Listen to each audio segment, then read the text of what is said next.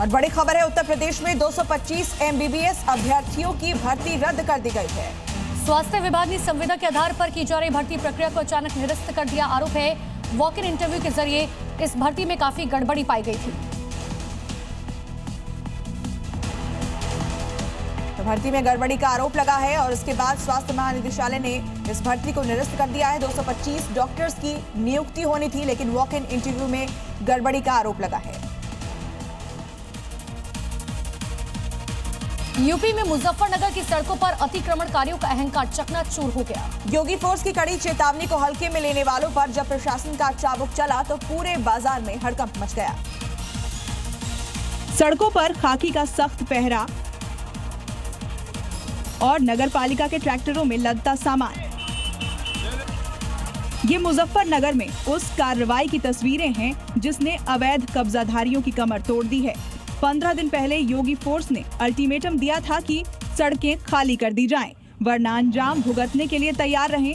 दुकानदारों में मची ये अफरा तफरी बता रही है कि अब कानून की लक्ष्मण रेखा लांघना महंगा पड़ेगा।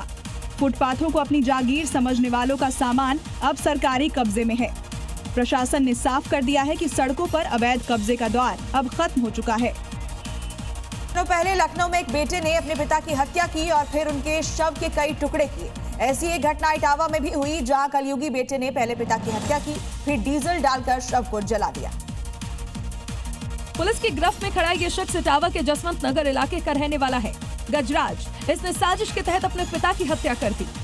दरअसल गजराज को शराब पीने की बुरी लत है, जिसके चलते उस पर काफी कर्ज हो गया था, जिसे चुकाने के लिए उसने जमीन बेचनी चाहिए, लेकिन गजराज के पिता जमीन बेचने को तैयार नहीं हुए। फिर उसने खौफनाक हरकत की। गजराज ने अपने पिता को डंडे से तब तक पीटा तब तक उनकी मौत नहीं हो गई। फिर पिता के शव को गजराज ने बिस्तर पर लिटा दिया। शव के ऊपर कमरे में मौजूद बोरी, रजाई और उपले डाल दिए। फिर उस पर डीजल डालकर आग लगा दी। होली के त्योहार को देखते हुए यूपी के शहर शहर पुलिस एकदम अलर्ट है। फ्लैग मार्च निकालकर सुरक्षा चाक चौबंद की जा रही है। खास तौर पर संवेदनशील इलाकों में पुलिस ने गश्त बढ़ा दी। होली और रमजान के दौरान शांति व्यवस्था सुनिश्चित करने के लिए योगी फोर्स चौकस है। सुल्तानपुर में एसपी चारू निगम ने भारी पुलिस बलों के साथ शहर में फ्लैग मार्च किया। इस दौरान एसपी ने ड्यूटी पर तैनात पुलिस बलों को सतर्क रहने के साथ सघन चेकिंग करने का निर्देश दिया। इस दौरान लोगों से शांति और सौहार्द बनाए रखने की अपील की गई। देश भर में रंगभरी एकादशी के साथ ही होली का आगाज हो चुका है। होली के पावन पर्व से काशी कैसे अछूता रह सकता है। अब काशी में रंगभरी एकादशी के मौके पर गुलाल और भस्म दोनों से शिव भक्त होली का जश्न मना रहे हैं। काशी में भक्तों ने बाबा के साथ होली खेली। मान्यताओं के अनुसार रंगभरी एकादशी के दिन भगवान विश्वनाथ मां पार्वती का गौना कराकर काशी पहुंचे थे और यहां उन्होंने अपने गढ़ों के साथ होली खेली थी। लेकिन अपने प्रिय शमशान पर बसने वाले भूत, प्रेत, पिशाच और अघोरी के साथ होली नहीं खेल पाए थे। आस्था और उल्लास के संगम के ही बीच हनुमानगढ़ी में विराजमान हनुमान जी के पूजन अर्चन करके होली उत्सव की विधिवत शुरुआत की गई। नागा साधुओं ने अबीर गुलाल अर्पित करके बजरंगबली को रंगों की शुभकामनाएं दी।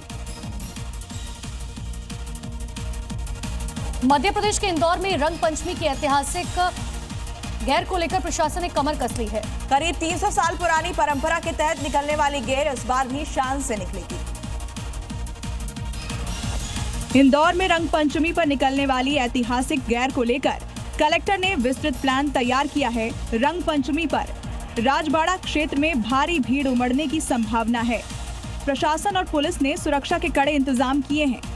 गैर में शामिल होने वाले वाहनों की फिटनेस जांच के साथ पूरे मार्ग पर सीसीटीवी से निगरानी रखी जाएगी। सभी विभागों को अलग अलग जिम्मेदारियां सौंपी गई हैं। रंगों की इस अनूठी परंपरा के स्वागत के लिए इंदौर तैयार है। अब बस इंतजार है रंग पंचमी के जश्न का।